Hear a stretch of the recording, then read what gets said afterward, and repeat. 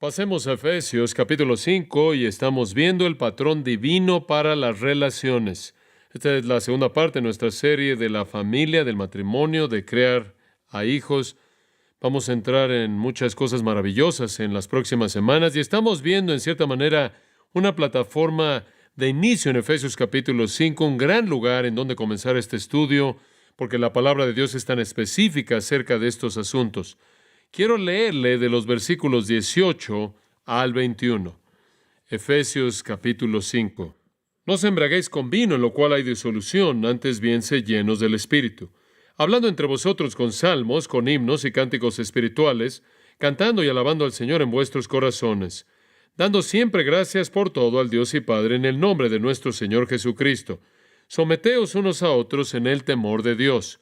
La semana pasada dijimos que el cimiento de todo éxito familiar cristiano, toda la bendición de un matrimonio cristiano se presenta en ese texto. No es trivial, no es superficial, no es cuestión de manipulación ni de técnica humana. Lo que dice antes de que podamos hablar de las esposas en el versículo 22, antes de que podamos hablar de los maridos en el versículo 25, antes de que podamos hablar de los hijos en el capítulo 6, versículo 1, y los padres en el capítulo 6, versículo 2, tenemos que establecer algo de cimiento para todas esas relaciones, y es esto: debe ser llenos del Espíritu, cantando, dando gracias y siendo sumiso. Y nos concentramos en esas cuatro cosas la última vez, en donde usted tiene una llenura del Espíritu, lo cual significa que está bajo el control del Espíritu Santo mediante la obediencia a la palabra, donde usted tiene un gozo abrumador que se manifiesta en canciones, donde usted tiene gratitud continua por todo, y donde usted tiene sumisión mutua, usted tiene el cimiento para la felicidad, éxito y bendición en un matrimonio y en una familia. Todo esto está edificado sobre ese cimiento espiritual, sea que estemos hablando de una relación entre marido y mujer, hijos y padres. Uno de los libros más populares acerca de este tema en los últimos años fue titulado Pilares que apoyan un matrimonio de satisfacción. En ese entonces, cuando acababa de salir, fue un libro muy conocido, muy popular, y el libro sugiere lo que es el cimiento de un matrimonio. Lo que realmente hace que un matrimonio tenga éxito son 5 pilares. Esto es lo que el libro sugiere, un libro cristiano, por cierto. Número 1 es seguridad, número 2 es comunicación, número 3 es romance, número 4 es tocar, y número 5 es intimidad de espíritu. Este libro dice cosas como estas. Y cito: si una mujer verdaderamente quiere tener comunicación significativa con su marido, debe cultivar el lado derecho del cerebro de él. Dice esto: la mejor manera en la que sabemos cómo unirnos como familia es al salir de campamento. Sugerencias bastante superficiales, ¿no diría usted? No estoy seguro de cómo el lado derecho de mi cerebro funciona. Estoy seguro de que mi esposa no tiene idea, y realmente tampoco me gusta mucho salir a acampar, de hecho. Yo esperaría ese tipo de sugerencias en un libro secular. Simplemente me sorprende leerlo en un libro cristiano. Los pilares del matrimonio no son seguridad, comunicación, romance, toque e intimidad de espíritu.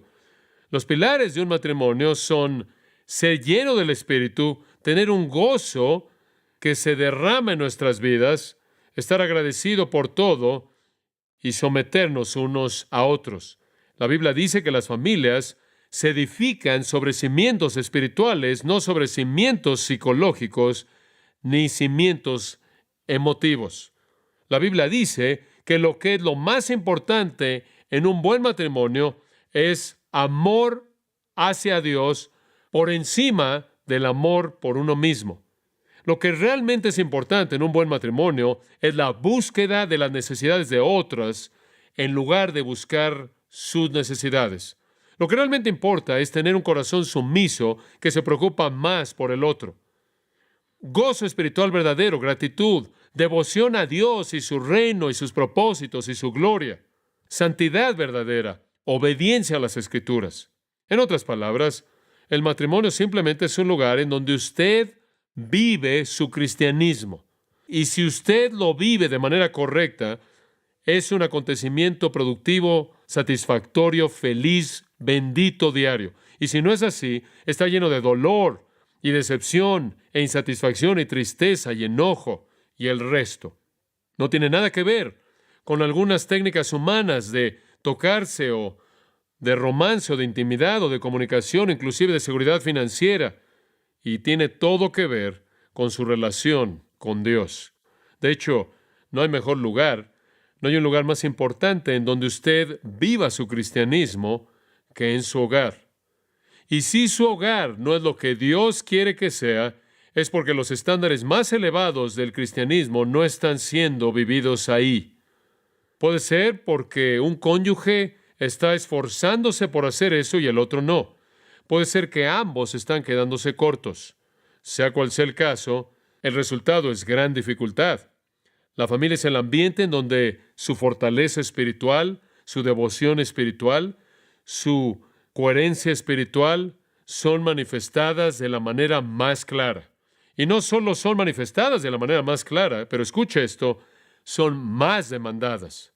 Debido a la familiaridad, debido a que estamos juntos todo el tiempo, en toda circunstancia que podamos concebir y en toda prueba y dificultad, el hogar es la prueba más genuina, su matrimonio es la prueba más evidente de su vida espiritual. Esa es la razón por la que en 1 Timoteo capítulo 3 dice acerca de un anciano, un pastor, que debe ser uno que administra, que cuida bien su propia casa, que mantiene a sus hijos en sumisión con toda honestidad. Porque si un hombre no sabe cómo cuidar de su propia casa, ¿cómo cuidará de la iglesia de Dios? Simplemente lo que Pablo está diciendo es que él manifiesta la virtud de su compromiso cristiano. Él manifiesta su liderazgo espiritual en el hogar, y si no se manifiesta ahí, ¿por qué le va a pedir usted que guíe la iglesia? La familia es el lugar más significativo en donde usted manifiesta su fe. Inclusive yo iría al punto de decir que la instrucción acerca de las técnicas del matrimonio, si esa es una palabra que es apropiada, la instrucción acerca de las habilidades del matrimonio, la instrucción acerca o con respecto a todos los detalles de la sensibilidad hacia las diferencias entre el hombre y la mujer, cuando usted ha añadido todo eso, realmente tiene una importancia mínima. Parece que en la actualidad supondríamos que ese es el tema primordial y la necesidad primordial, porque gran parte de la literatura y gran parte del esfuerzo se ha dedicado a eso, pero realmente no es de importancia seria si usted tiene a dos personas piadosas, llenas del Espíritu, que están gozosas, agradecidas y sumisas. Todo comienza con ese cimiento espiritual y fuera de eso hay problemas y conflictos serios. Y la razón por la que estoy enfatizando esto es porque aquí comienza todo. Aquí es donde todo tiene éxito y donde todo se derriba. De hecho, el diseño entero maravilloso para el matrimonio no va a funcionar muy bien en donde hay pecado.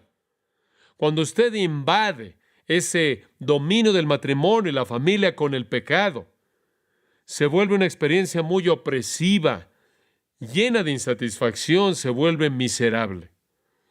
Y así es para la mayoría de la gente.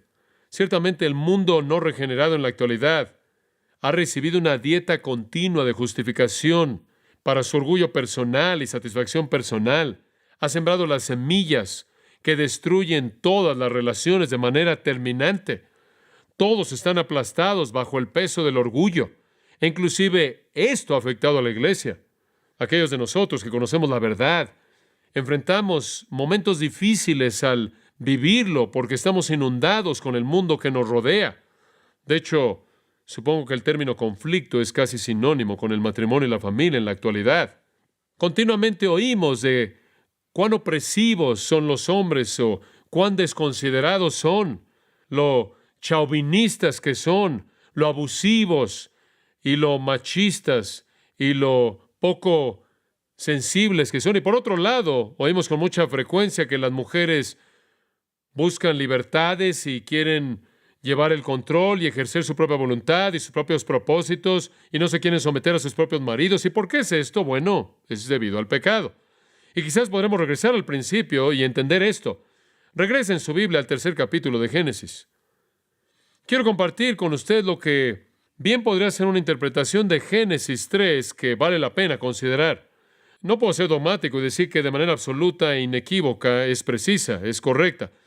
Hay algunos que no estarán de acuerdo con ser dogmáticos en esta área, pero por lo menos es una posibilidad interesante en entender de dónde viene el conflicto.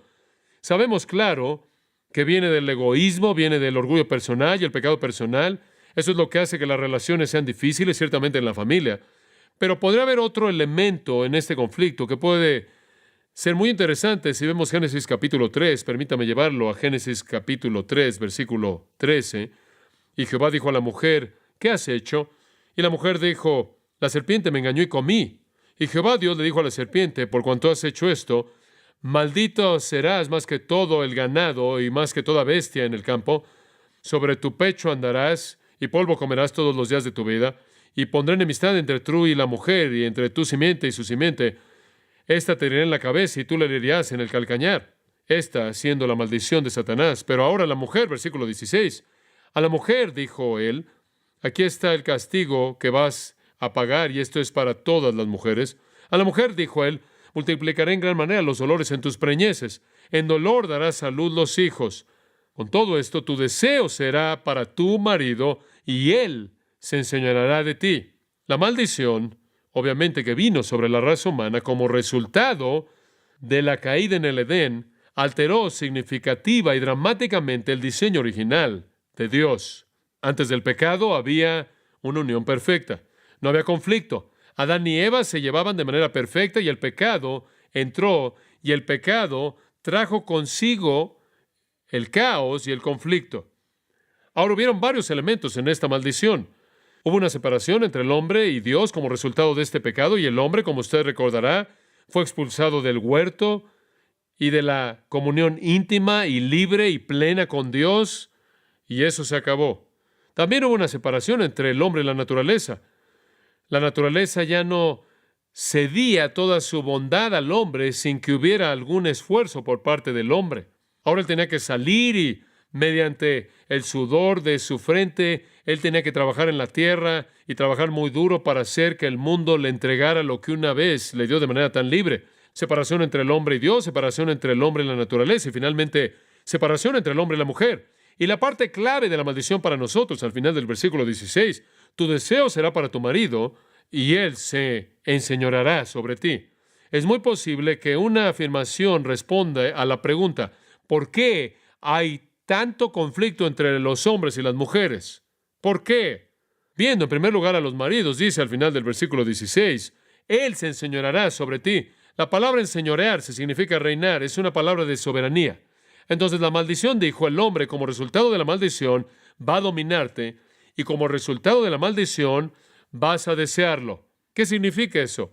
¿Significa que ella va a desearlo física y sexualmente? No creo que esa es una maldición. No creo que esa fue una maldición antes de la caída. Ya era verdad que ella tenía un deseo por él y él un deseo por ella físicamente. Es la forma más elevada de satisfacción de amor en términos de placer físico. No es que ella lo iba a desear como un protector, como el que cuidaría de ella y proveería para ella y la cubriría. Eso ya también existía. Desde el principio mismo, ella fue diseñada para complementarlo y él tenía la responsabilidad de cuidar de ella. Eso ya existía. Ella era el vaso más frágil y era un deleite para la mujer el tener un cuidado y protección así antes de la caída. Entonces tiene que ser algo que no es deseo sexual. Tiene que ser algo diferente de un deseo por ser cuidada y protegida. También es verdad que la maldición no podía ser un deseo físico o emocional, porque no todas las mujeres desean eso, pero todas están maldecidas. Todas las mujeres están maldecidas, pero no todas las mujeres desean a sus maridos físicamente. No todas las mujeres desean el amor emocional y protección y el cuidado de sus maridos. Esto tiene que ser algo que toca a todas las mujeres, así como es algo que toca a todos los hombres. En primer lugar, la mujer fue maldecida con dolor en el parto, ahí en el punto mismo de dar vida. Realmente el punto más elevado de ser mujer, el traer vida al mundo, ella es maldecida. Pero de manera adicional, ella es maldecida con este deseo por su marido. ¿Qué es esto? ¿Qué significa? Bueno, la única otra vez en la que la palabra deseo es usada se encuentra ahí en el capítulo 4 y aprendemos algo cuando vemos cómo una palabra específica es usada en un contexto dado. la única otra ocasión que es usada en el libro entero de Génesis, de hecho, la única otra vez en el Pentateuco, los primeros 5 libros de la Biblia. Y notará ahí en el capítulo 4 cómo es usada en el versículo 7, a la mitad del versículo.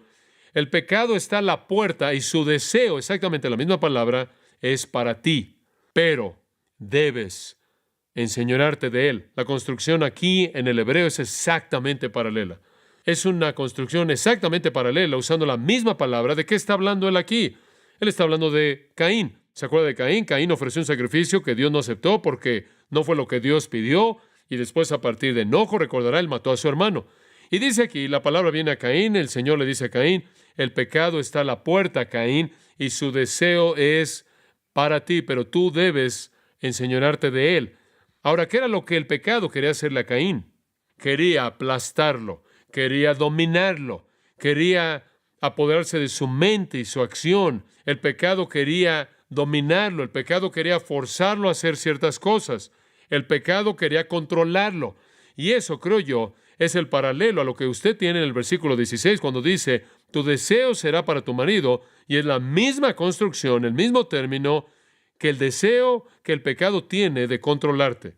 Parte de la maldición es que la mujer ya no le da la bienvenida de manera dispuesta y pronta a la sumisión, sino que hay algo en ella que quiere controlar al hombre. Ella quiere usurpar la autoridad sobre su marido. Eso es precisamente lo que Eva hizo originalmente, ¿verdad? Ella debería haber ido a su marido, debería haber buscado la sabiduría de él cuando fue tentada, y Satanás sabía eso. Satanás la aisló, Satanás la engañó, ella actuó de manera independiente, saliendo de la sumisión amorosa que debió haber sido parte de su compromiso con su marido, y llevó a la raza entera al pecado. Y ella hizo en el pecado original, cuando escuchó a Satanás y nunca consultó a Adán, al hacer eso, ella ejerció autoridad sobre el hombre, tomó las cosas en sus propias manos, y eso fue en esencia la maldición, y desde ese entonces el pecado de una mujer, la depravación innata en las mujeres, busca controlar. El hombre entonces es dejado también con una maldición. Él busca dominar. ¿Por qué siempre hay un movimiento de liberación de mujeres, si no es que hay un movimiento que todavía está ahí en el corazón de una mujer? ¿Y por qué hay chauvinismo masculino? Y siempre ha habido y siempre habrá, porque así es como la depravación en el corazón humano se revela a sí mismo en las mujeres buscando dominar y los hombres deseando reprimir. Y hay una explicación muy posible para entender la intensidad de este asunto, y esto se manifiesta en todo momento de conflicto en el matrimonio. La mujer, por la caída en su estado caído, no está dispuesta a someterse, sino que desea controlar y ejercer su individualismo. El hombre, debido a la caída, quiere quedarse como el rey de la montaña, y su liderazgo puede ser opresivo y no ser sensible. De esta manera, la batalla de los sexos comenzó con la caída en Génesis capítulo 3, y los hijos que vienen a la familia simplemente entran al ring ahí durante la competencia de boxeo. No es un buen lugar en el que deben encontrarse los hijos. Entonces hay chauvinismo masculino en el mundo, y usted puede encontrarlo en las culturas a lo largo de la historia humana. Hay un movimiento de liberación de mujeres en el mundo, y lo mismo puede encontrarlo a lo largo de la historia, conforme cada uno expresa su efecto de la maldición. Todo el mundo peleando de manera egoísta por su propia voluntad. Y la pregunta entonces que surge es, ¿cómo puede un matrimonio sobrevivir este tipo de conflicto? ¿Cómo puede un matrimonio funcionar y cómo pueden los hijos encontrar paz alguna en este tipo de ambiente? Y la pregunta aún más importante es, ¿cómo puede terminar esto? Ya hemos respondido esa pregunta cuando hay dos personas que han llegado a conocer a Cristo, cuyas vidas han sido transformadas, que se caracterizan por ser llenas del Espíritu, gozosas, agradecidas y sumisas la una a la otra, y esa es una transformación espiritual. En otras eras y otras culturas, los matrimonios han estado mejor que en nuestro mundo contemporáneo. No hace muchos años atrás, 25 años atrás o algo así, la gente se quedaba junta, ese era el estándar de conducta. Eso es lo que la sociedad esperaba de la gente, y eso pasaba. Eso no significa que había menos conflicto. Debido a la condición caída, habrá conflicto. Usted tiene que regresar a la dimensión espiritual para terminarlo, y eso es lo que es tan maravilloso acerca de este pasaje que estamos viendo, y puedo regresar a Efesios ahora, que la solución al conflicto en el matrimonio es espiritual y comienza con permitir al Espíritu Santo controlar su vida, dejar que la palabra de Cristo more en abundancia en usted, obedecer al Espíritu de Dios conforme Él revela su voluntad a través de la voluntad de Dios. Solo el poder del Espíritu Santo puede revertir la maldición en un hogar. En donde usted tiene una persona llena del Espíritu en el hogar, usted tiene esperanza. ¿Alguna vez ha tratado de pelear con una persona controlada por el Espíritu? ¿Alguna vez ha tratado de pelear con una persona que está totalmente gozosa y simplemente tiene gozo que está fluyendo en su corazón? ¿Alguna vez ha tratado de pelear con alguien que está agradecido por todo, inclusive en el conflicto?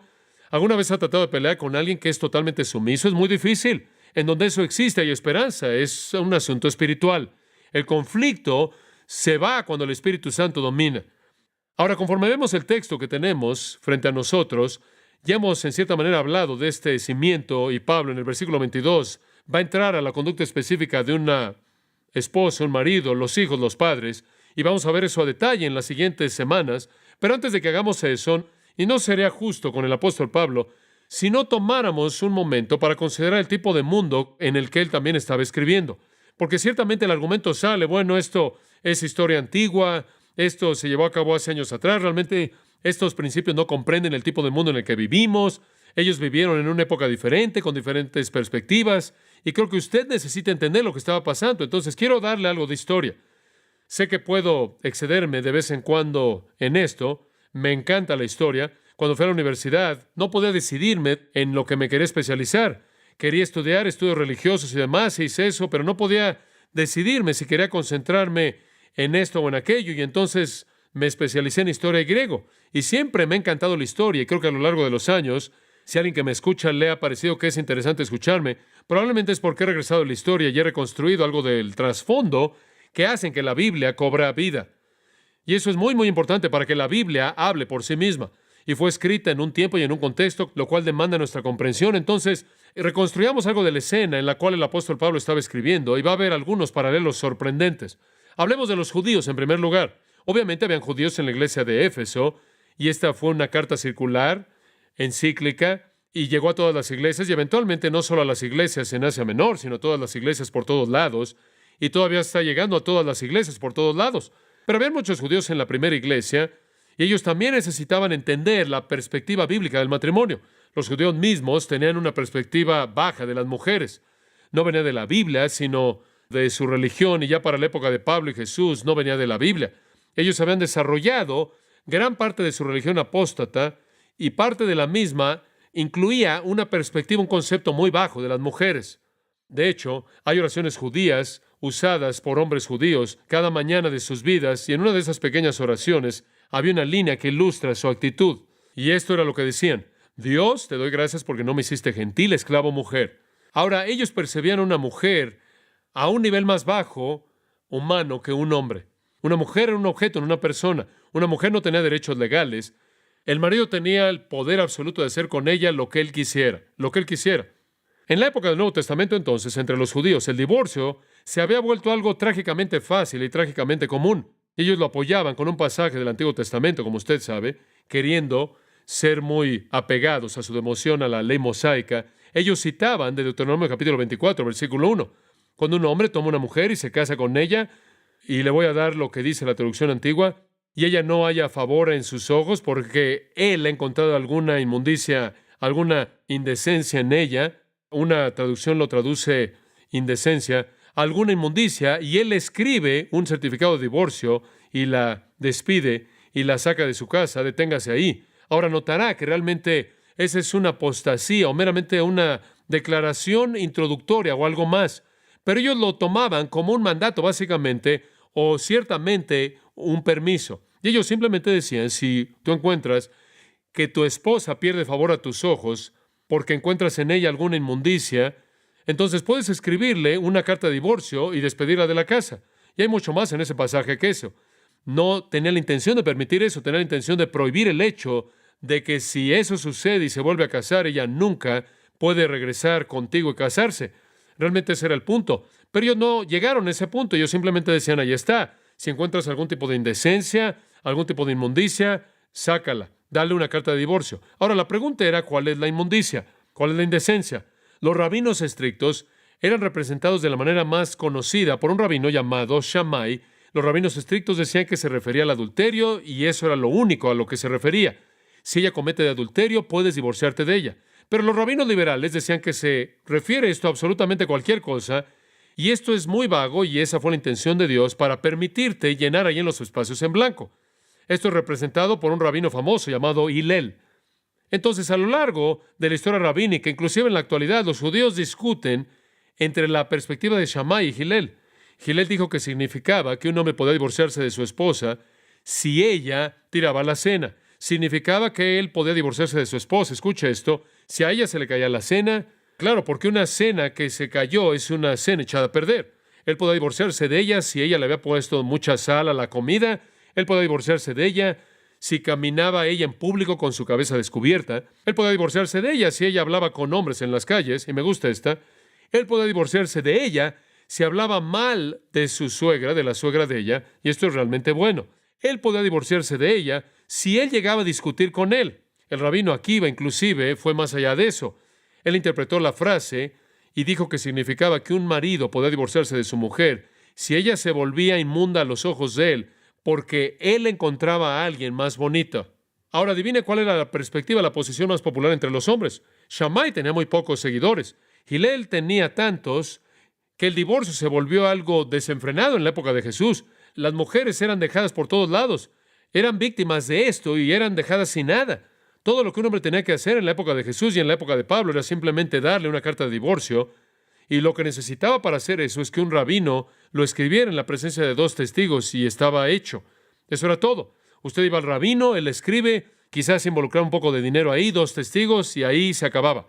El único apoyo económico que se demandaba era que se le devolviera la dote y se acababa. Los judíos eran muy quisquillosos por la manera en la que seguían el aspecto técnico para asegurarse de que usted fuera con el rabino y usted recibiera la documentación, pero sus corazones estaban llenos de crueldad, de impiedad. En Mateo 5:31 Jesús se refiere a esta costumbre común. Fue dicho, cualquiera que se divorcia de su mujer, dele carta de divorcio. Así es como usted opera. Si usted se quiere divorciar de su esposa, simplemente asegúrese de que cumpla con el papeleo, el trámite, eso es todo. Simplemente cumpla con los papeles. Y creo que para ser justos con la historia judía, en diferentes épocas de la historia judía, hubieron diferentes posiciones, pero en la época de Jesús, esta era la postura prevaleciente, y entonces el divorcio fue la solución para cualquier conflicto a corto o largo plazo. Y como consecuencia, la institución entera del matrimonio se veía amenazada, y por cierto, la prostitución era desenfrenada en la época de Jesús, inclusive entre los judíos. Ahora veamos a los griegos. Los griegos tenían un enfoque muy parecido a este. Ellos no tenían que preocuparse por ningún aspecto técnico del Antiguo Testamento. No tenían que preocuparse por encontrar un versículo para interpretarlo de manera equivocada para justificar lo que hacían. Ellos simplemente vivían sin importarles la fidelidad matrimonial. La prostitución era absolutamente esencial de la vida griega. Sus religiones simplemente estaban cargadas de prostitutas y se creía, como vimos la última vez, no solo que usted tenía comunión con los dioses mediante la embriaguez, sino que usted tenía comunión con los dioses al tener una relación sexual con una sacerdotisa prostituta. Demóstenes, ningún otro que el orador famoso, dijo, tenemos cortejanas por causa del placer, tenemos concubinas por causa de la cohabitación diaria, y tenemos esposas con el propósito de tener hijos de manera legítima y tener a alguien fiel que cuide de los asuntos de nuestra casa. Ustedes tienen a los bebés y pagan los recibos. Eso era todo. El hombre griego encontraba su placer e inclusive su amistad afuera de su matrimonio. Su esposa era la que cuidaba de la casa y la que producía los hijos. Su placer sexual se encontraba fuera del matrimonio. Sus amigos estaban afuera de su matrimonio. La vida familiar y del hogar estaban casi extintas y la fidelidad era casi no existente. No había un procedimiento legal para el divorcio, usted simplemente las echaba, las expulsaba. Entonces, cuando Pablo presenta los principios que él está presentando aquí, él realmente está yendo en contra, está enfrentando, está chocando contra la cultura. Esta es la razón por la que Pablo, escribiéndole a la primera iglesia, enfatiza el pecado de fornicación con tanta fuerza. Conforme usted lee las cartas paulinas, el pecado de la fornicación vuelve a salir una y otra vez, y él habla de la porneia, o la forma verbal porneuo, de involucrarse en pecado sexual. Las referencias a la prostitución, a las perversiones sexuales de todo tipo, porque el mundo estaba dominado por esas cosas, el mundo gentil. No es difícil recordar que cuando usted lee en sus epístolas lo común que era eso, simplemente era parte de la vida. La palabra porneo o porneia, la raíz significa prostituir. Porné es una mujer que se vende. Pornos es un hombre que se acuesta con una prostituta, o un prostituto masculino, o un prostituto hombre, un gigolo, un homosexual. Simplemente estaba por todos lados y porneia era una palabra común en el vocabulario paulino. De acuerdo con la ley de la ciudadanía del 451 a.C., por ejemplo, ahora estamos llegando a 4 y medio siglos antes de Cristo. Los habitantes de Atenas, por ejemplo, no tenían ningún tipo de derecho de ciudadanía si sus padres no eran atenienses ambos. Para muchos esto significaba desventajas materiales, de tal manera que una mujer no ateniense no tenía esperanza de casarse. Si usted no era una mujer ateniense, usted no se casaba porque no podía producir hijos que fueran ciudadanos, y ningún hombre quería tener hijos que no pudieran ser ciudadanos de Atenas. Entonces las mujeres no atenienses se volvían prostitutas. De hecho, eran una clase profesional llamada etairai, lo cual en griego significa de un tipo diferente. Entonces el mundo antiguo, por ejemplo, en Atenas, estaba lleno de prostitutas. Las mujeres casadas no estaban preparadas académicamente. Eran consideradas como cosas bajas, usadas para guardar, para cuidar la casa y tener hijos. La esclavitud era algo desenfrenado y en ese mundo griego se le permitía a los hombres el tener niñas esclavas, básicamente con ningún otro propósito más que tener satisfacción sexual. Amantes, prostitución por todos lados, pecado sexual de todo tipo, se veía en todos lados en la cultura griega. Alentaban a las mujeres atenienses a satisfacer sus necesidades sexuales con esclavos y a involucrarse en amor lesbiano. Por cierto, también se esparció por todo el mundo griego mucho antes de que Pablo llegara, y todavía estaba ahí durante el tiempo de Pablo, y esto fue la pedofilia, los hombres teniendo relaciones sexuales con niños. La prostitución existió como una forma de adoración en las sectas de la fertilidad. Eso fue Atenas. Y pase a Roma por un momento. La degeneración en Roma era peor. William Barclay, quien ha estudiado mucho el trasfondo histórico, escribe: durante los primeros 500 años de Roma no se registra un solo caso de divorcio. El primer divorcio registrado fue el de Spurius Carvilius Ruga en el 234 a.C., pero para la época de Pablo, la vida de la familia romana era un desastre. Atenas estaba muy por delante en el 451. Fueron unos 200 años antes de que Roma cayera en esto. Ya para la época de Pablo, Séneca dice, las mujeres se casaban para divorciarse y se divorciaban para casarse. Los romanos no fechaban de manera común sus años por números, fechaban sus años por dos cosas. Los hombres fechaban sus años por el nombre de los cónsules romanos que gobernaban, y las mujeres por el número de maridos. Jerónimo cuenta de una mujer que se casó, los registros que se han encontrado de esto, que se casó con su marido número 23, y ella era su mujer número 21. Así era. El emperador Augusto demandó que una mujer se divorciara de su esposa, o un hombre se divorciara de su mujer. Este es el emperador Augusto, mientras que ella estaba embarazada para que pudiera tenerla. Jerónimo Carcopino ha escrito un libro, un pequeño libro llamado La vida diaria en la Roma antigua. Y en el libro él dice que había un feminismo desenfrenado a principios del Imperio Romano que llevó a la desmoralización continua. Algunas mujeres, escribe él, evitaban el tener hijos por temor a perder su apariencia física, y se oye familiar, ¿no es cierto? Algunas se enorgullecían al estar al mismo nivel que todo en sus maridos, e inclusive estaban metidas en pruebas de fuerza con ellos. Entonces usted tenía mujeres involucradas en fortalecer su cuerpo para que pudieran competir con sus maridos. Algunas mujeres vivían vidas de manera independiente de sus maridos y nunca se apenaban por estar en un mundo masculino para competir con ellos. Al final del siglo II, Carcopino escribe, muchos matrimonios romanos no tenían hijos.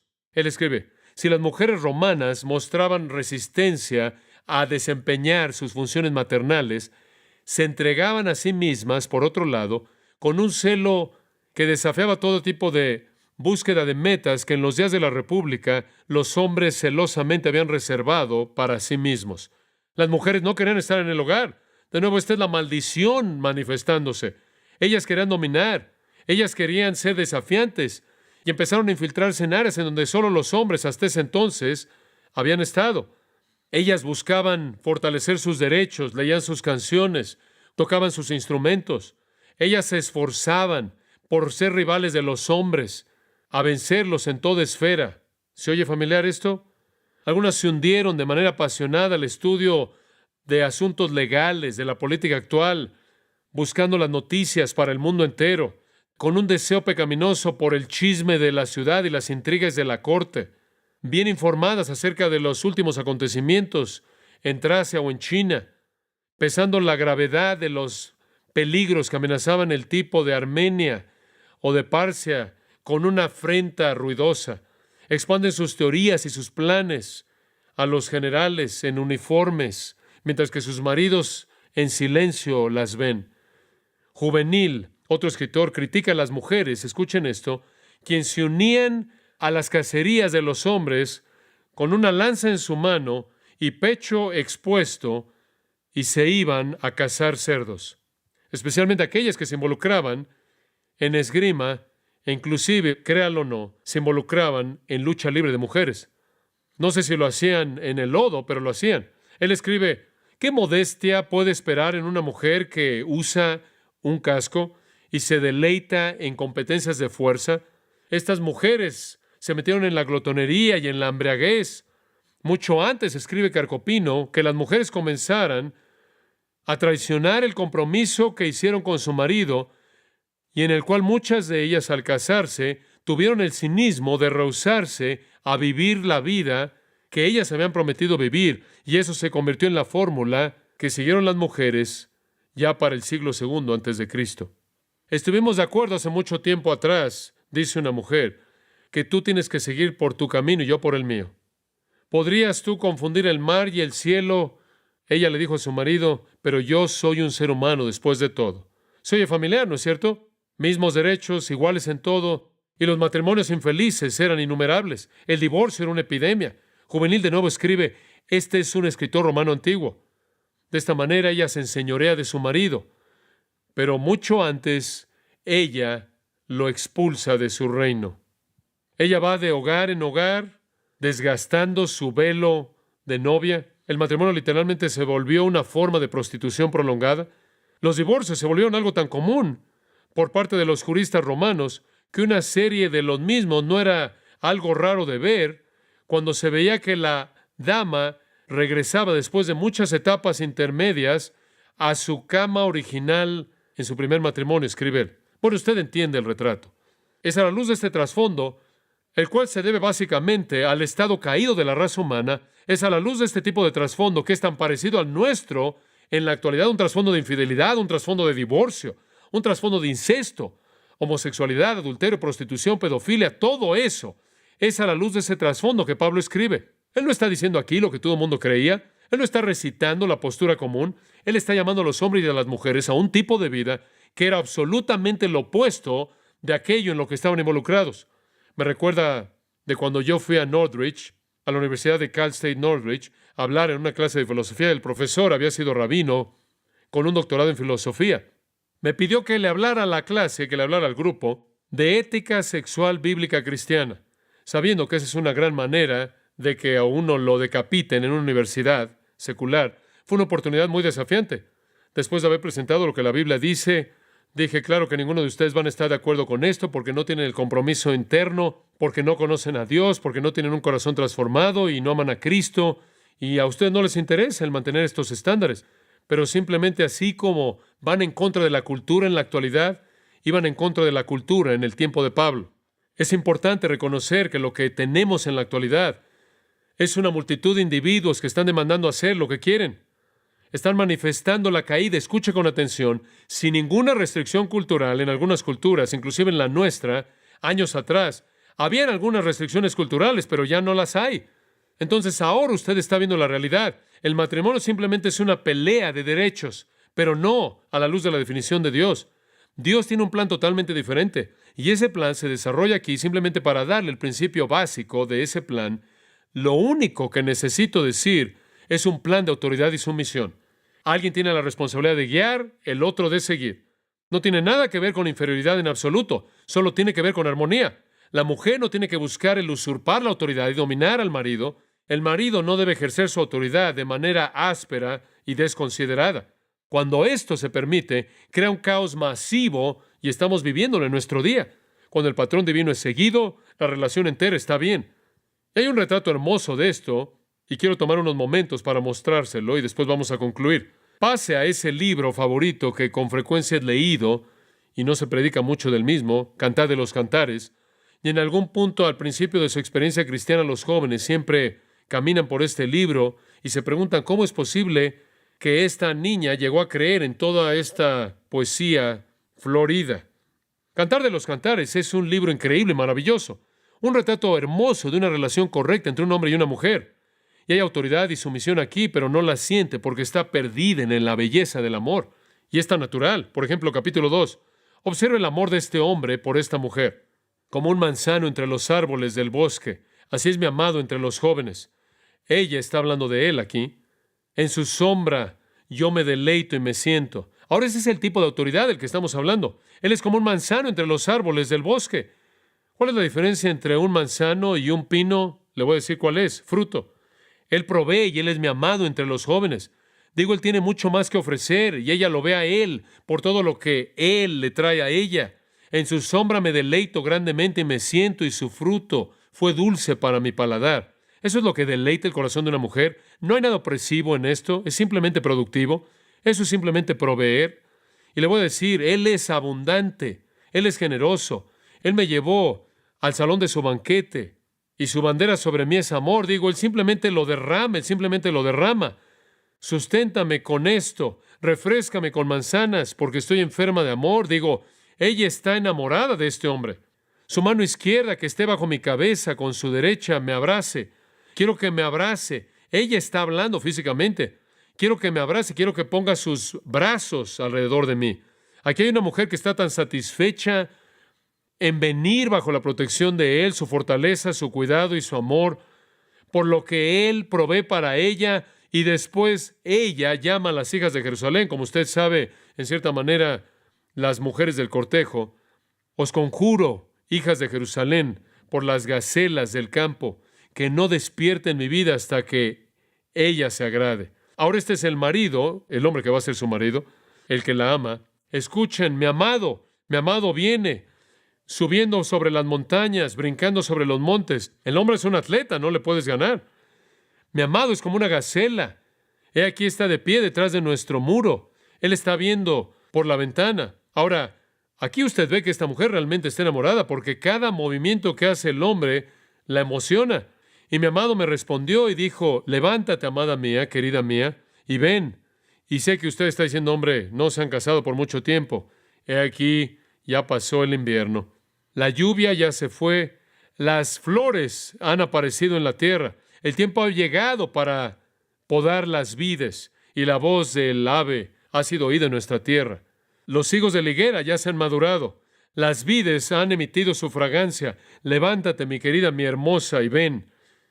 Oh, mi paloma, en la roca, en el lugar secreto del camino, permítame ver tu forma, permíteme oír tu voz, porque tu voz es dulce y tu forma es hermosa. Como pueden ver, esta novia no puede decir lo suficiente de esto. Usted ya no oye esto, hombre, quiero controlar esta relación, quiero que este hombre se alinee. Usted ya no oye nada de eso, versículo 16 realmente lo resume. Mi amado es mío y yo soy de él. Ese es el punto, es algo mutuo, pero su parte es cuidar de mí y proveer para mí y abrazarme y protegerme. Capítulo 4, versículo 16. Despierta, oh viento del norte, y ven, viento del sur. Haz que mi jardín emita su fragancia, que sus especias salgan, que mi amado venga a su huerto y coma de sus frutos selectos. ¿Sabe lo que ella quiere para él? Ella quiere lo mejor. Ella con gusto se somete.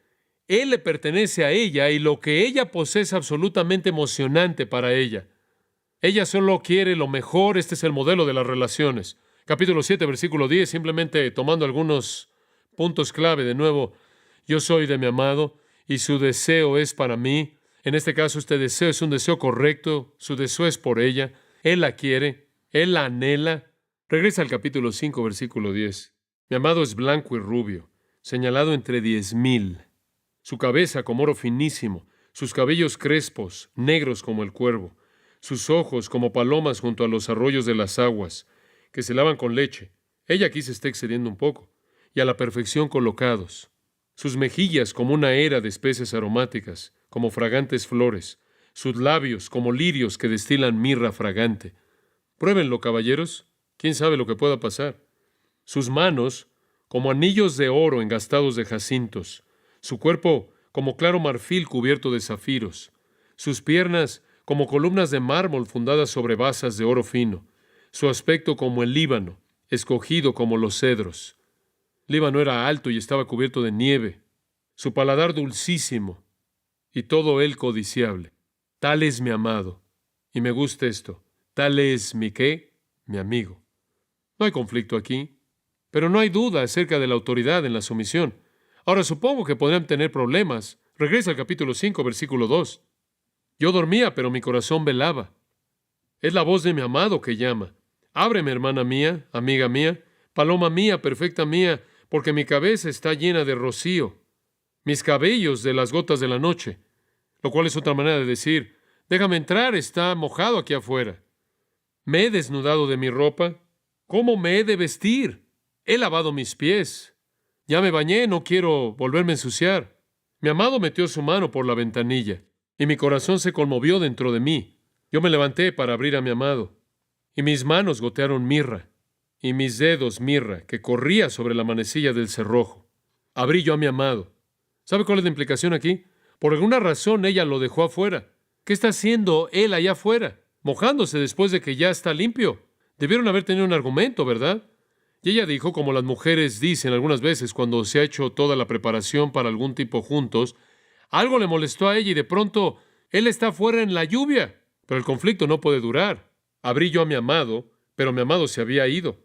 Demasiado tarde, demasiado tarde. Y tras su hablar salió mi alma. Lo busqué y no lo hallé. Lo llamé y no me respondió. Esa es la manera de resolver el conflicto, cuando el corazón se entristece por lo que lo causó. Ella aparentemente involucró a todo mundo. Me hallaron los guardas que rondan la ciudad. Me golpearon, me hirieron. Me quitaron mi manto de encima, los guardas de los muros. Yo os conjuro, doncellas de Jerusalén, si halláis a mi amado, que le hagáis saber que estoy enferma de amor. Está tan enferma de amor que sale a buscarlo. Capítulo 6. ¿A dónde se ha ido tu amado? ¿Oh, la más hermosa de todas las mujeres? ¿A dónde se apartó tu amado y lo buscaremos contigo? Ella quiere resolver esto lo más rápido posible. Ella dijo, mi amado descendió a su huerto, a las eras de las especias, para apacentar en los huertos y para recoger los lirios. Yo soy de mi amado y mi amado es mío. Él apacienta entre los lirios. Yo sé a dónde fue. El versículo 4 sigue.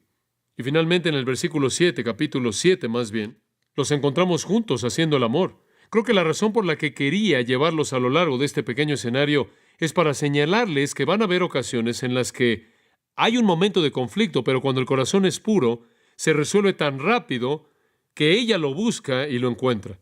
Capítulo 6, versículo 4. Hermosa eres tú, amiga mía, como Tirsa, de desear como Jerusalén, imponente como ejércitos en orden. Aparta tus ojos de delante de mí, porque ellos me vencieron.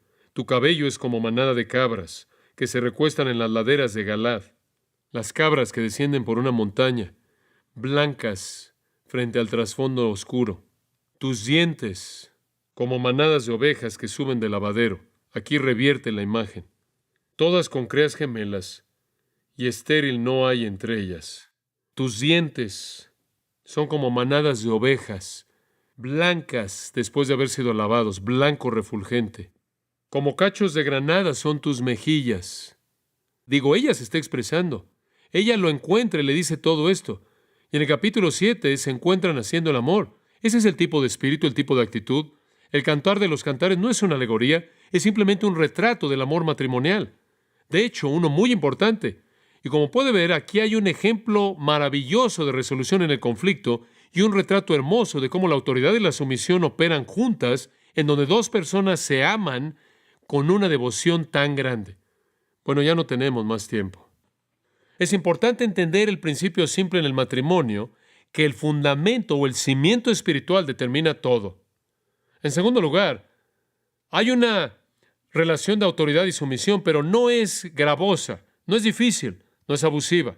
Finalmente, es mejor ilustrada, y voy a cerrar con esto, 1 Corintios capítulo 11, por la relación entre el Señor Jesucristo y Dios Padre. 1 Corintios 11:3. Quiero que entiendan que Cristo es la cabeza de todo hombre y el hombre es la cabeza de una mujer y que Dios es la cabeza de Cristo. No hay desigualdad entre Dios y Cristo, son iguales. No hay desigualdad entre el hombre y la mujer. Uno está en autoridad y uno está en sumisión. Y cuando se manifiesta de manera apropiada, es hermosa de manera magnífica. La mujer lo busca, ella corre buscando la protección, ella corre buscando el afecto, ella corre bajo el liderazgo, la sombra, la provisión de su marido, y él la guía con una ternura tan grande y una sensibilidad tan grande y un cuidado y una consideración y una gentileza tan grande y una fortaleza tan grande, y con tal coherencia y con tal fidelidad, que ella simplemente se deleite en la presencia de Él. No hay temor por parte de ella, no hay abuso, y de esta manera hay una sumisión dispuesta, hay un retrato magnífico en el Cantar de los Cantares, absolutamente magnífico. Todo lo que ella puede hacer es complementarlo a Él. Ambos entienden sus funciones de manera perfecta. Cuando el conflicto viene, es fácilmente resuelto porque ellos se adoran entre sí.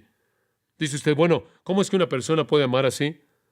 Viene de un corazón transformado, ¿no es cierto? Padre, te damos gracias en esta noche por algún tiempo que hemos tenido para pensar en estas cosas importantes, tan elementales.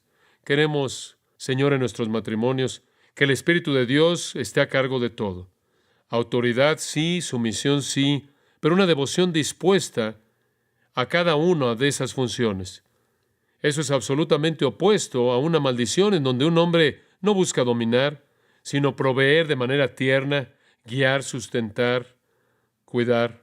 Donde una mujer no busca estar a cargo, sino que anhela seguir de manera amorosa, dispuesta. Y sabemos que esto solo puede pasar a través de tu poder. Solo en el Espíritu de Dios puede la maldición ser hecha a un lado y ser reemplazada con este retrato magnífico. Padre, que sepamos que lo más importante en nuestro matrimonio no es la conducta de nuestro cónyuge, sino nuestra relación contigo. Y si está bien, seremos lo que tú quieres que seamos en ese matrimonio. Y esta es la única manera en la que el ideal puede llegar a ser satisfecho. Oro por toda persona aquí, todo cónyuge. Señor, llévanos al lugar en donde asumamos responsabilidad total por la calidad de nuestro matrimonio. Y que vayamos a ti para que seamos los hombres y mujeres que quieres que seamos. Te damos gracias, Señor, por una instrucción tan clara, en el nombre de nuestro Salvador. Amén.